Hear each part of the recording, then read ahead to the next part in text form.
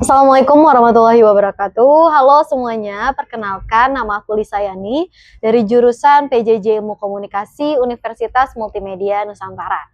Hari ini aku mau bahas salah satu isu yang sering dianggap remeh dan masih tabu di lingkungan sekitar kita, yaitu kekerasan seksual dan pentingnya melapor. Faktanya, kekerasan seksual bisa terjadi pada siapa saja, mulai dari anak-anak, remaja maupun orang dewasa, baik laki-laki ataupun perempuan. Tapi sayangnya kekerasan seksual biasanya dipendam dan tidak dilaporkan karena korban takut dan malu untuk melaporkannya. Disinilah pentingnya kampanye berani bicara. Banyak korban tidak berani untuk melaporkan karena beberapa alasan. Yang pertama karena takut disalahkan atau merasa takut dikucilkan di masyarakat. Yang kedua, stigma dari lingkungan yang membuat korban merasa malu. Dan yang ketiga, karena korban tidak tahu harus melapor kemana dan bagaimana caranya. Dan akhirnya diam yang menjadi jalan yang mereka pilih dan pelaku bisa terus mengulang kesalahannya. Melapor adalah bentuk keberanian untuk melawan tindak kekerasan seksual. Dengan melapor, korban bisa mendapatkan perlindungan dan juga hak asasi sebagai korban kekerasan seksual. Selain itu, pelaporan juga bisa mencegah tindakan berikutnya oleh pelaku dan pelaku pun bisa bertanggung jawab atas hal ini.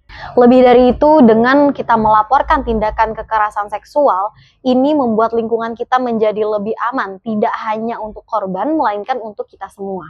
Ketika kita menjadi saksi atau menjadi teman dekat atau kerabat dekat dari korban, kita harus memberikan support, karena support itu adalah suatu hal yang penting bagi korban. Kita bisa mendengarkan korban tanpa menjudge-nya, kita bisa mempercayai cerita korban, dan juga kita bisa memberikan bantuan untuk mencari lembaga yang bisa membantu korban. Selain itu, lewat kampanye #berani bicara, peran melawan kekerasan seksual tidak hanya ada di korban. Sebagai contoh, salah satu influencer muda, Sadam Permana, yang sering membagikan berbagai kasus dengan #kawal, baik di Instagram maupun TikTok. Salah satu isu yang pernah ia soroti adalah kekerasan seksual. Dengan membuat konten seperti ini secara konsisten, tentu ini dapat membantu para korban kekerasan seksual untuk mendapatkan haknya dan meningkatkan kesadaran kepada publik untuk berani berbicara dan melawan kekerasan seksual.